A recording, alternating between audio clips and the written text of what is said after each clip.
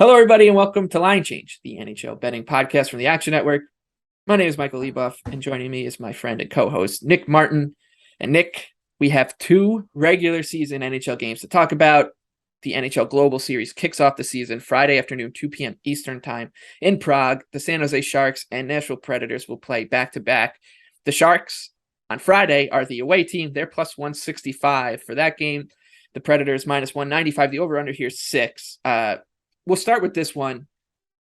It's always weird to handicap the first game of a season, no matter what sport. In hockey, especially when it's an 82 game sample that you have at the end of it. So and then throwing the fact that they're playing in Europe, they're playing on a back-to-back. There's just a lot going on here. Generally speaking, if you listen to our season preview episodes, which you can on our Line Change channel, and then the Eastern Conference mega preview we did on the Action Network podcast channel, the two of us are down on both of these teams, I would say. But I think relative to like where the market is and where we are, the gap is much wider when it comes to the Predators. So that's why I'm not too surprised that I like San Jose here in the opener at plus 165. Yeah, I completely agree. Like, especially for all the narratives that you just spoke to, just first game of the year, they're playing overseas. This is a spot where if I was to play, and I don't think I'd like to get involved with a big play, I think just taking that big number on the Predators with a lot of uncertainty and volatility around the game seems pretty logical. Yeah, it's like the goaltending mismatch is there, right? Like UC Saros is a much better goalie than what we'll see from the Sharks, assuming James Reimer gets the game one and then Kaapo Kähkönen gets game two. But it's game one for Saros, right? This is the first game of the season from him. He just was hurt at the end of last season. So it's not only his first game of the season, but it's his first game back from an injury, his first regular season game back. We talked about this last on the season preview episodes. Everything went right for the Predators. So this market is viewing Nashville as a team that made the playoffs and they played at their ceiling.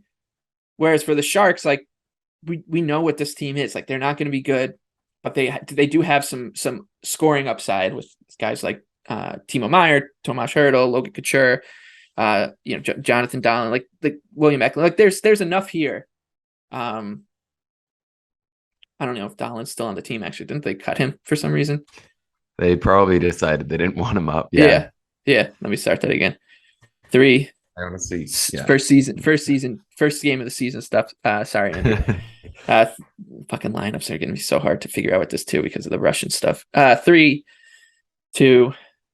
I'm going to start that whole section over. 3, 2. So the gap in the goaltending here is definitely pronounced, right? Like UC Saros, one of the best goalies in the league, but he's coming off an injury at the end of last season, and it's his first game of the season. So you got to put those two things in. You can't expect him to play at the level that we'll see out of him for the most part of the season, as he gets games under his belt.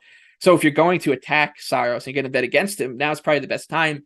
Whereas like James Reimer and Kaapo Kähkönen, like whoever gets the nod here, I'm assuming it's going to be Reimer, their kind of level doesn't fluctuate. Like where we'll see the bottom of James Reimer for the season and his top of James Reimer this season, the gap isn't that wide. So you kind of feel safe knowing, okay, you're going to get this kind of goaltending out of Reimer or Kähkönen. Whereas Saros, if he's not up to his standards, which is what the market is kind of pricing in, like that you're going to get a great goaltending performance and the Predators are as good as they were last season, these odds are way inflated. So yeah, it's San Jose for me, plus 165. So we're both on the Sharks, but you also have something to say in the prop market. Yeah, so looking towards Tomas Hertl to go over 2.5 shots, that's priced at plus 150. And that's my favorite play on this game for sure. He averaged right at 2.5 last season, but this is going to be a huge game for him. He gets to play in his hometown. And obviously that's something pretty special. And looking towards his team, I think it's going to be really easy for them to just roll him a ton.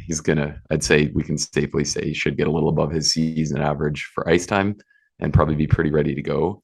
So I think that's a narrative that I'm willing to tap into, that he'll have a big game and be heavily involved.